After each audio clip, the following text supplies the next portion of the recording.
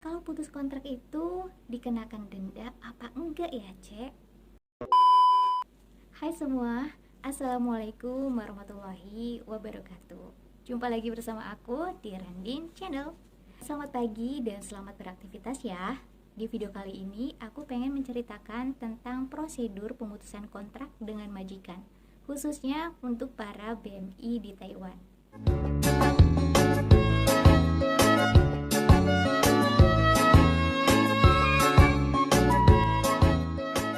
Banyak sekali dari teman-teman yang bertanya tentang pemutusan kontrak ini. Kalau putus kontrak itu dikenakan denda apa enggak ya, Cek? Jawabannya adalah tidak dikenakan denda sama sekali, baik dari majikan, debt taker, atau agensi.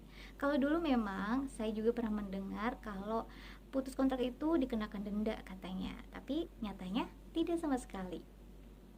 Selanjutnya yang sering dipertanyakan adalah untuk tiket pesawat, orang yang memutuskan kontrak itu siapa yang nanggung? Majikan atau kita sendiri? Kontrak ya. Dari awal kita menandatangani kontrak itu memang sudah ada aturan dari agensi aku ya. Tapi nggak tahu yang lain. Untuk misalkan kita kerja sampai finish 3 tahun, terus kita ingin pulang ke Indonesia, berarti tiket pesawat itu dibelikan sama majikan, jadi tanggungan majikan. Tapi kalau misalkan kita memutuskan kontrak, artinya belum sampai 3 tahun kita pengen pulang, itu berarti tiket pesawat kita sendiri yang tanggung. Kecuali teman-teman punya majikan yang bersedia dan baik banget, itu biasanya majikan bersedia untuk membelikan tiket untuk kalian. Kemudian yang ketiga adalah kenapa sih tiket pesawat itu kok berbeda-beda harganya? Nah, untuk tiket pesawat ada 3 faktor. Yang pertama dari agensi. Mungkin dari agensi satu agensi dan agensi yang lain itu mungkin berbeda-beda juga. Terus aturannya juga kadang-kadang berbeda ya, Kak. Terus yang kedua adalah dari segi jenisnya kapal yang kita tunggangi. Nah, yang ketiga adalah jarak dekat atau jauhnya dari tempat kita tinggal ke arah bandara. Nah, yang pertama agensi udah aku jelasin tadi karena kadang-kadang setiap agensi itu berbeda-beda.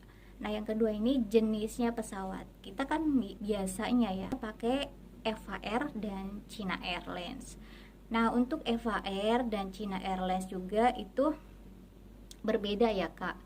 Kemarin itu EVA Air suami aku dikenakan biaya 10.300, tapi dia belum termasuk ongkos dari tempat ke bandaranya, itu beda lagi. Nah, kemarin aku dari Yilan, aku pakai China Airlines itu 13.000.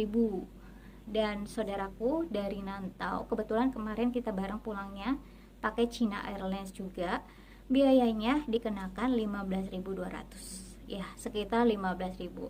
Nah, mungkin bedanya aku kan dari Yilan lebih dekat ke Toyen, Bandara Toyen. Nah, saudaraku itu dari Nantau ke Bandara Toyen kan sangat jauh banget ya. Mungkin dari situ transportasi dari tempat kita ke bandara itu memang menjadi faktor kenapa biaya tiket itu berbeda-beda.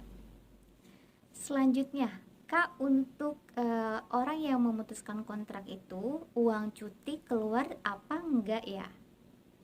Jadi kemarin itu aku kontraknya 2 tahun kurang 1 bulan aja. Jadi aku dapatnya cuma yang 1 tahun pertama itu, Kak.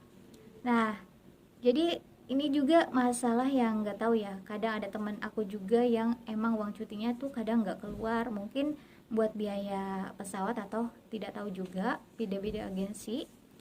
Terus kemarin itu aku totalan dari 1 bulan terakhir aku kerja, terus ada uang cuti juga, dan yang ada juga uang pelayanan agensi sejumlah 1.500 karena agensi kan harus ngurus surat kita, harus apa ya, mindahin juga, jadi itu dikenakan biaya layanan 1.500. Nah, untuk kok saya mah nggak dapat uang cuti, ya itu tadi, kata aku, jadi setiap agensi itu kadang-kadang ya beda-beda ya, Kak. Alhamdulillah agensi aku itu kalau masalah uang, cuti, dan aturan-aturan yang seperti itu bertanggung jawab gitu.